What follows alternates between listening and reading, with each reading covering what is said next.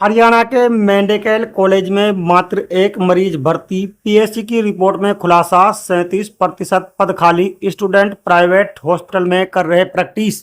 Welcome to Mewat Bhaskar news channel. Haryana विधानसभा की लोक लेखा समिति पीएससी ने खुलासा किया है कि फरीदाबाद स्थित श्री अटल बिहारी वाजपेयी मेडिकल कॉलेज और अस्पताल तथा नूंह स्थित शहीद हसन खान मेवाती सरकारी मेडिकल कॉलेज और अस्पताल में न तो पर्याप्त डॉक्टर हैं, न ही पैरामेडिकल स्टाफ और न ही बुनियादी ढांचे का विकास किया जा रहा है।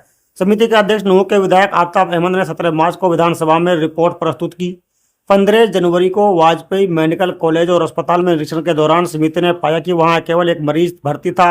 वहां अल्ट्रासाउंड परीक्षण नहीं किए जा रहे थे। लैब टेस्ट, अल्ट्रासाउंड, एमआरआई और पोस्टमार्टम की सुविधाएं उपलब्ध नहीं थी और मरीजों का ऑनलाइन पंजीकरण भी नहीं किया जा रहा था। एमबीबीएस स्टूडेंट प्राइवेट हॉस्पिटल में कर रहे प्रैक्टिस। रिपोर्ट में कहा गया है कि हैरानी की बात है कि पास का ही एक अन्य बीके अस्पताल इस मेडिकल कॉलेज से बेहतर है। इस कॉलेज के एमबीबीएस छात्रों को अपने प्रैक्टिकल के लिए फरीदाबाद स्थित बीके अस्पताल जाना पड़ता है, जिससे छात्र अनावश्यक रूप से परेशान महसूस कर रहे हैं।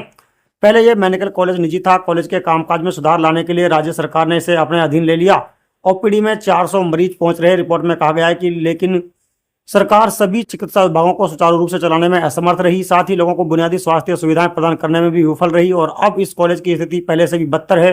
हालांकि इंडोर मरीजों की संख्या बिल्कुल भी नहीं है, फिर भी ओपीडी में प्रतिदिन केवल 300 से 400 मरीज ही आते हैं। नूंह मेडिकल कॉलेज में 37% पद खाली। पीएससी ने पाया कि नूंह कॉलेज में रेडियोलॉजिस्ट की सेवाएं उचित भावना से प्रदान नहीं की जा रही हैं। इसके अलावा प्रोफेसर, असिस्टेंट प्रोफेसर और एसोसिएट प्रोफेसर के 37% पद खाली हैं।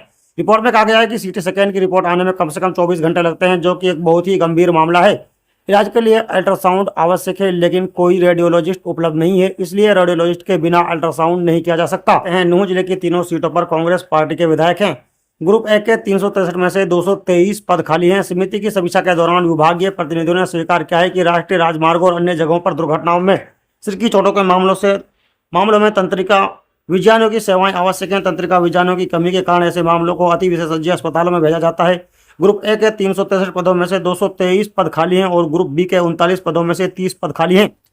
इसके अलावा वेंटिलेटर की अनुपलब्धता के कारण उन्हें गंभीर स्थिति वाले नवजात रोगियों को अन्य रोगों के पास भेजना पड़ता है।